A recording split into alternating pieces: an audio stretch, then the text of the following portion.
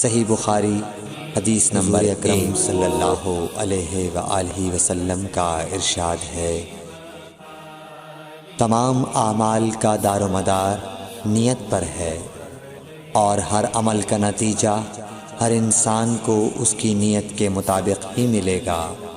پس جس کی ہجرت دولت دنیا حاصل کرنے کے لیے ہو یا کسی عورت سے شادی کی غرض سے ہو، پس اس کی ہجرت انہی چیزوں کے لیے ہوگی جن کے حاصل کرنے کی نیت سے اس نے ہجرت کی۔ صحیح بخاری حدیث نمبر 2۔ حضور اکرم صلی اللہ علیہ وآلہ وسلم نے فرمایا کہ وحی نازل ہوتے وقت کبھی مجھ کو گھنٹی کی سی آواز محسوس ہوتی ہے، اور وحی کی یہ کیفیت مجھ پر بہت شاق گزرتی ہے۔ جب یہ کیفیت ختم ہوتی ہے تو میرے دل و دماغ پر اس فرشتے کے ذریعے نازل شدہ وحی محفوظ ہو جاتی ہے، اور کسی وقت ایسا ہوتا ہے کہ فرشتہ بشکل انسان میرے پاس آتا ہے اور مجھ سے کلام کرتا ہے، پس میں اس کا کہا ہوا یاد رکھ لیتا ہوں۔ صحیح بخاری حدیث نمبر 3۔ وحی کا ابتدائی دور اچھے سچے پاکیزہ خوابوں سے شروع ہوا۔ آپ خواب میں جو کچھ دیکھتے وہ صبح کی روشنی کی طرح صحیح اور سچا ثابت ہوتا۔ پھر من جانب قدرت آپ تنہائی پسند ہو گئے، اور آپ نے غار حرا میں خلوت نشینی اختیار فرمائی، اور کئی دن اور رات وہاں مسلسل عبادت اور یاد الہی و ذکر میں مشغول رہنے لگے۔ جب تک گھر آنے کو دل نہ چاہتا توشہ ہمراہ لیے ہوئے وہاں رہتے۔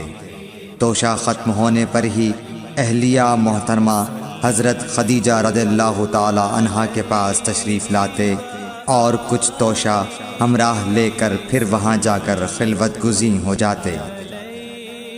یہی طریقہ جاری رہا یہاں تک کہ آپ پر حق منکشف ہو گیا، اور آپ غار حرا ہی میں قیام پذیر تھے کہ اچانک حضرت جبرائیل علیہ السلام آپ کے پاس حاضر ہوئے اور کہنے لگے کہ اے محمد پڑھو۔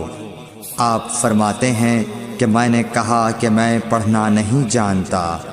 آپ صلی اللہ علیہ وسلم فرماتے ہیں کہ فرشتے نے مجھے پکڑ کر اتنے زور سے بھینچا کہ میری طاقت جواب دے گئی۔ پھر مجھے چھوڑ کر کہا پڑھو۔ میں نے پھر وہی جواب دیا کہ میں پڑھا ہوا نہیں ہوں۔ اس فرشتے نے مجھ کو نہایت ہی زور سے بھینچا کہ مجھ کو سخت تکلیف محسوس ہوئی۔ پھر اس نے کہا کہ پڑھ۔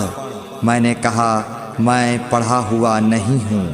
فرشتے نے تیسری بار مجھ کو پکڑا اور تیسری مرتبہ پھر مجھ کو بھینچا، پھر مجھے چھوڑ دیا اور کہنے لگا کہ پڑھو اپنے رب کے نام کی مدد سے جس نے پیدا کیا اور انسان کو خون کی پھٹکی سے بنایا۔ پڑھو اور آپ کا رب بہت ہی مہربانیاں کرنے والا ہے۔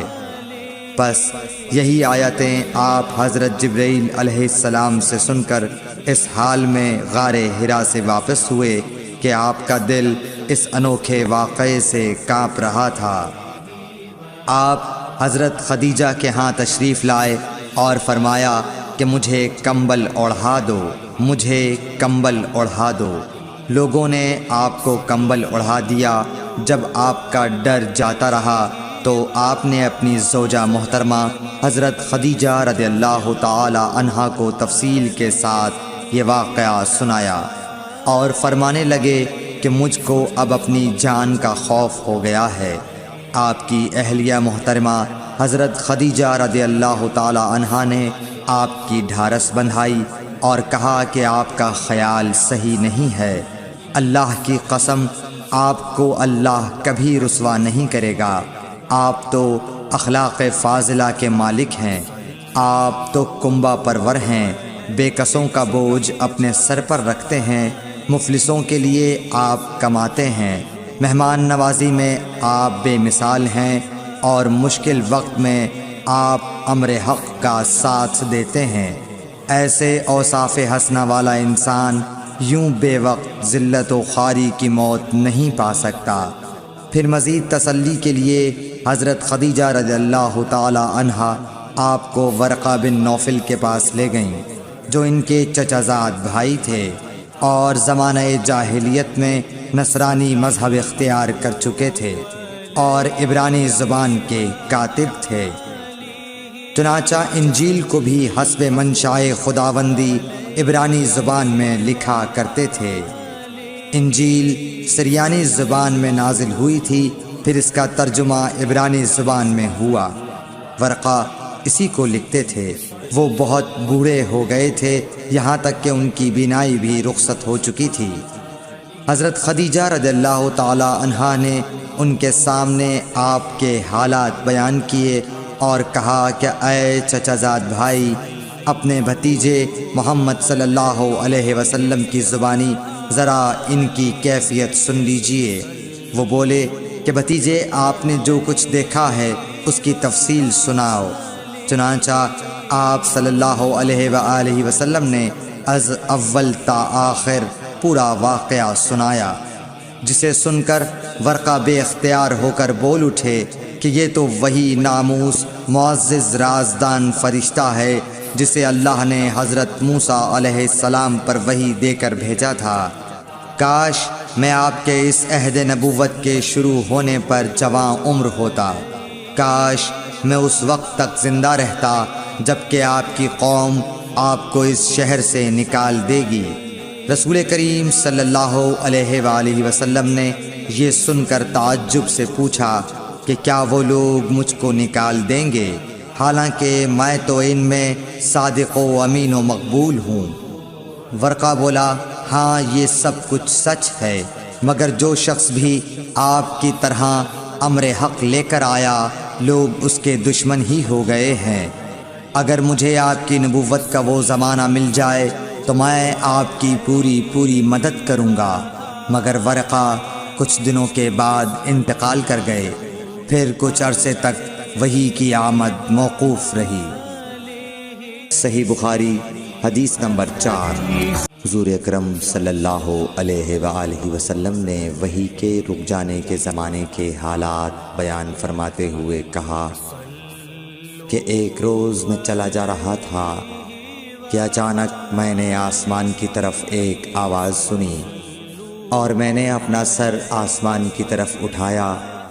کیا دیکھتا ہوں کہ وہی فرشتہ جو میرے پاس غار حرا میں آیا تھا وہ آسمان و زمین کے بیچ میں ایک کرسی پر بیٹھا ہوا ہے۔ میں اس سے ڈر گیا اور گھر آنے پر میں نے پھر کمبل اوڑھنے کی خواہش ظاہر کی۔ اس وقت اللہ پاک کی طرف سے یہ آیات نازل ہوئیں، اے لحاف اوڑھ کر لیٹنے والے، اٹھ کھڑا ہو اور لوگوں کو عذاب الہی سے ڈرا اور اپنے رب کی بڑائی بیان کر اور اپنے کپڑوں کو پاک صاف رکھ اور گندگی سے دور رہ۔ اس کے بعد وہی تیزی کے ساتھ پے در پے آنے لگی۔ صحیح بخاری حدیث نمبر 5۔ رسول اللہ صلی اللہ علیہ وآلہ وسلم نزول قرآن کے وقت بہت سختی محسوس فرمایا کرتے تھے، اور اس کی علامتوں میں سے ایک یہ تھی کہ یاد کرنے کے لیے آپ اپنے ہونٹوں کو ہلاتے تھے۔ ابن عباس رضی اللہ تعالیٰ عنہ نے کہا، میں اپنے ہونٹوں کو ہلاتا ہوں جس طرح آپ ہلاتے تھے۔ سعید کہتے ہیں، میں بھی اپنے ہونٹ ہلاتا ہوں جس طرح ابن عباس رضی اللہ تعالیٰ عنہ کو میں نے ہلاتے دیکھا۔ پھر انہوں نے اپنے ہونٹ ہلائے۔ ابن عباس رضی اللہ تعالیٰ عنہ نے کہا، پھر یہ آیت اتری کہ اے محمد، قرآن کو جلد جلد یاد کرنے کے لیے اپنی زبان نہ ہلاؤ، اس کا جمع کر دینا اور پڑھا دینا ہمارا ذمہ ہے۔ حضرت ابن عباس رضی اللہ تعالیٰ عنہ کہتے ہیں، یعنی قرآن آپ صلی اللہ علیہ وآلہ وسلم کے دل میں جمع دینا اور پڑھا دینا ہمارے ذمہ ہے۔ پھر جب ہم پڑھ چکے تو اس پڑھے ہوئے کی اتباع کرو۔ ابن عباس رضی اللہ تعالیٰ عنہ فرماتے ہیں، اس کا مطلب یہ ہے آپ اس کو خاموشی کے ساتھ سنتے رہو، اس کے بعد مطلب سمجھا دینا ہمارے ذمہ ہے، پھر یقیناً یہ ہماری ذمہ داری ہے کہ آپ اس کو پڑھو، یعنی اس کو محفوظ کر سکو۔ چنانچہ اس کے بعد جب آپ کے پاس حضرت جبرائیل علیہ السلام وحی لے کر آتے تو آپ توجہ سے سنتے، جب وہ چلے جاتے تو رسول اللہ صلی اللہ علیہ وسلم اس وحی کو اس طرح پڑھتے جس طرح حضرت جبرائیل علیہ السلام نے اسے پڑھا تھا۔ صحیح بخاری حدیث نمبر 6۔ رسول اللہ صلی اللہ علیہ وآلہ وسلم سب لوگوں سے زیادہ جواد، سخی تھے، اور رمضان میں دوسرے اوقات کے مقابلے میں جب جبرائیل علیہ السلام آپ صلی اللہ علیہ وآلہ وسلم سے ملتے بہت ہی زیادہ جود و کرم فرماتے۔ جبرائیل علیہ السلام رمضان کی ہر رات میں آپ صلی اللہ علیہ وآلہ وسلم سے ملاقات کرتے اور آپ کے ساتھ قرآن کا دورہ کرتے۔ غرض حضرت صلی اللہ علیہ وآلہ وسلم لوگوں کو بھلائی پہنچانے میں بارش لانے والی ہوا سے بھی زیادہ جود و کرم فرمایا کرتے تھے۔ بخاری حدیث نمبر 7۔ ہرقل شاہ روم نے قریش کے قافلے میں ایک آدمی بلانے کو بھیجا، اور اس وقت یہ لوگ تجارت کے لیے ملک شام گئے ہوئے تھے، اور یہ وہ زمانہ تھا جب رسول اللہ صلی اللہ علیہ وسلم نے قریش اور ابو سفیان سے ایک وقتی عہد کیا ہوا تھا۔ جب ابو سفیان اور دوسرے لوگ ہرقل کے پاس ایلیا پہنچے جہاں ہرقل نے دربار طلب کیا تھا، اس کے گرد روم کے بڑے بڑے لوگ، علماء، وزراء و امراء بیٹھے ہوئے تھے۔ ہرقل نے ان کو اور اپنے ترجمان کو بلوایا، پھر ان سے پوچھا کہ تم میں سے کون شخص مدعی رسالت کا زیادہ قریبی عزیز ہے؟ ابو سفیان کہتے ہیں کہ میں بول اٹھا کہ میں اس کا سب سے زیادہ قریبی رشتہ دار ہوں۔ یہ سن کر ہرقل نے حکم دیا کہ اس ابو سفیان کو میرے قریب لا کر بٹھاؤ اور اس کے ساتھیوں کو اس کی پیٹھ کے پیچھے بٹھا دو۔ پھر اپنے ترجمان سے کہا کہ ان لوگوں سے کہہ دو کہ میں ابو سفیان سے اس شخص یعنی محمد صلی اللہ علیہ وسلم کے حالات پوچھتا ہوں، اگر یہ مجھ سے کسی بات میں جھوٹ بول دے تو تم اس کا جھوٹ ظاہر کر دینا۔ ابو سفیان کا قول ہے کہ خدا کی قسم اگر مجھے یہ غیرت نہ آتی کہ یہ لوگ مجھ کو جھٹلائیں گے تو میں آپ صلی اللہ علیہ وسلم کی نسبت ضرور غلط گوئی سے کام لیتا۔ خیر، پہلی بات جو ہرقل نے مجھ سے پوچھی وہ یہ کہ اس شخص کا خاندان تم لوگوں میں کیسا ہے؟ میں نے کہا وہ تو بڑے اونچے عالی نسب والے ہیں۔ کہنے لگا اس سے پہلے بھی کسی نے تم لوگوں میں ایسی بات کہی تھی؟ میں نے کہا نہیں۔ کہنے لگا اچھا اس کے بڑوں میں کوئی بادشاہ ہوا ہے؟ میں نے کہا نہیں۔ پھر اس نے کہا بڑے لوگوں نے اس کی پیروی اختیار کی ہے یا کمزوروں نے؟ میں نے کہا نہیں، کمزوروں نے۔ پھر کہنے لگا اس کے تابعدار روز بڑھتے جاتے ہیں یا کوئی ساتھی پھر بھی جاتا ہے؟ میں نے کہا نہیں۔ کہنے لگا کیا اپنے اس دعوی نبوت سے پہلے کبھی کسی بھی موقع پر اس نے جھوٹ بولا ہے؟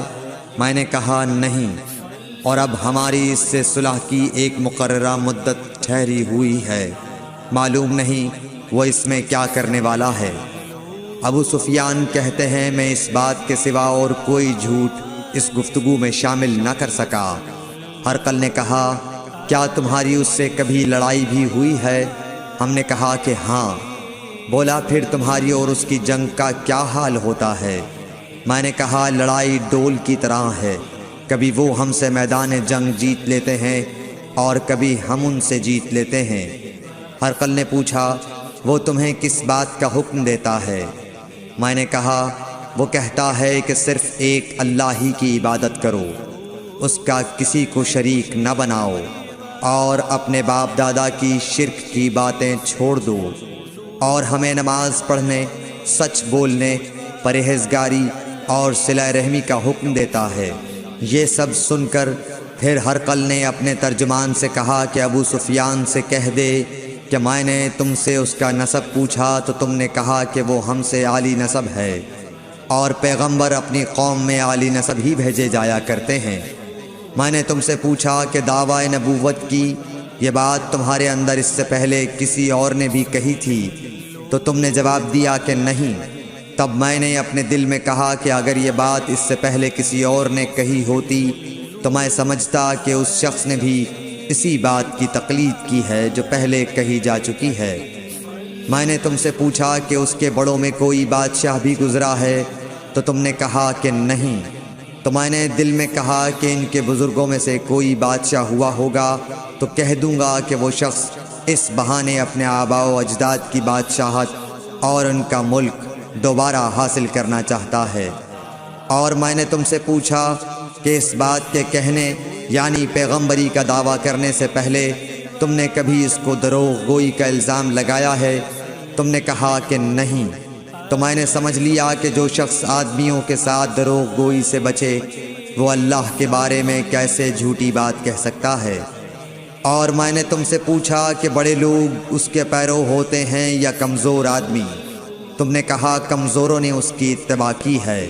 تو دراصل یہی لوگ پیغمبروں کے متبعین ہوتے ہیں۔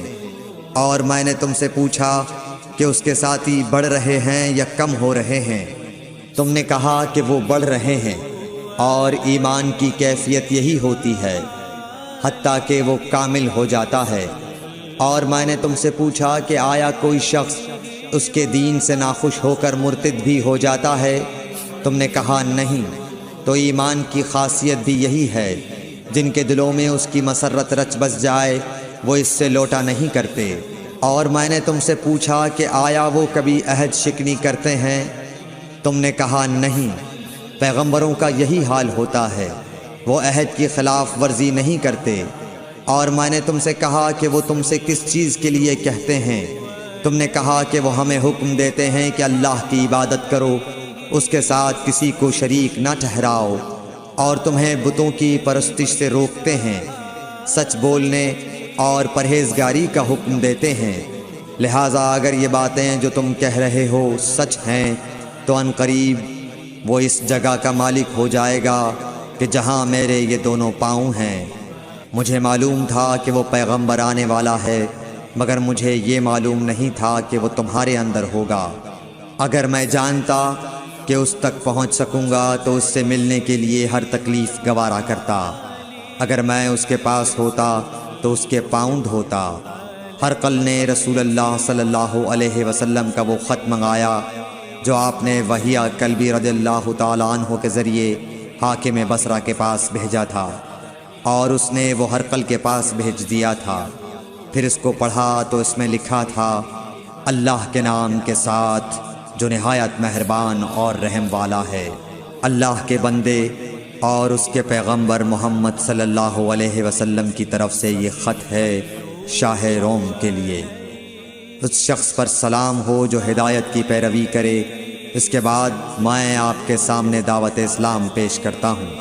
اگر آپ اسلام لے آئیں گے تو دین و دنیا میں سلامتی نصیب ہوگی، اللہ آپ کو دوہرا ثواب دے گا، اور اگر آپ میری دعوت سے روگردانی کریں گے تو آپ کی رعایا کا گناہ بھی آپ ہی پر ہوگا۔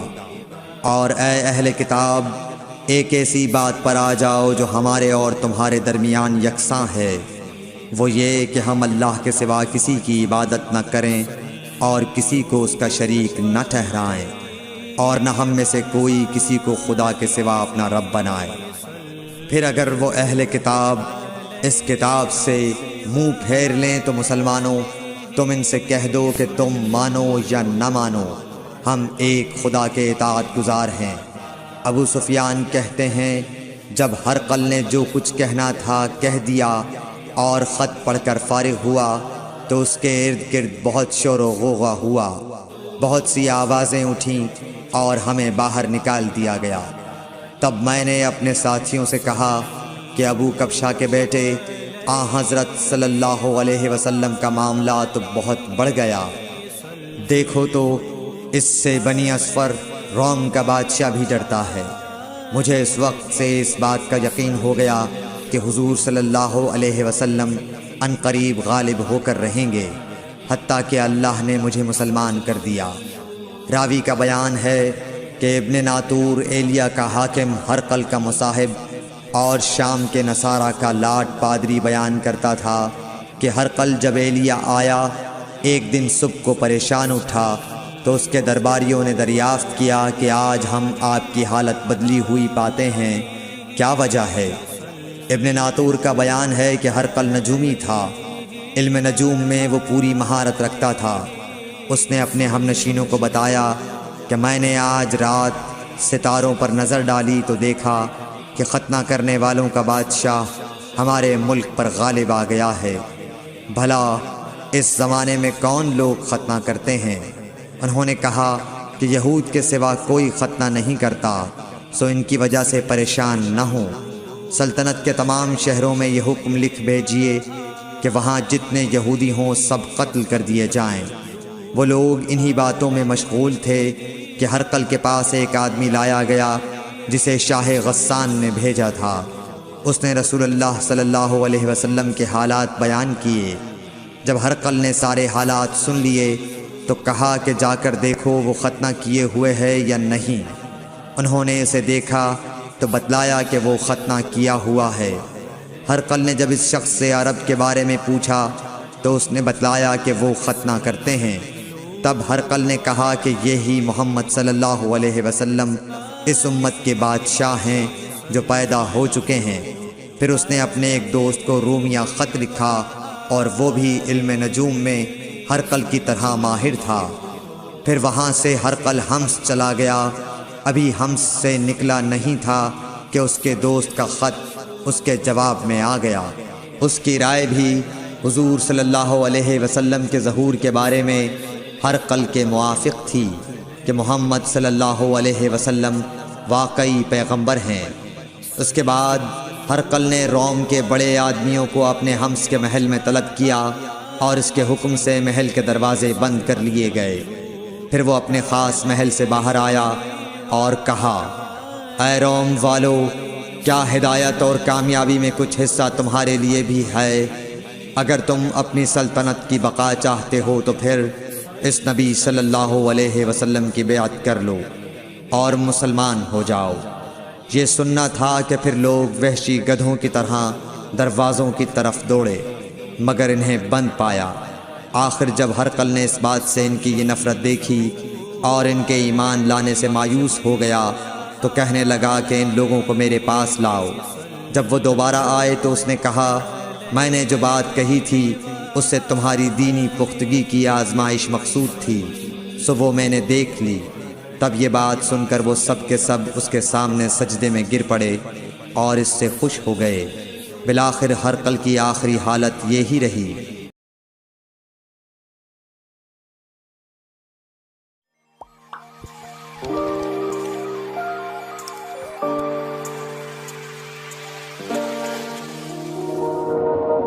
صحیح بخاری حدیث نمبر 5۔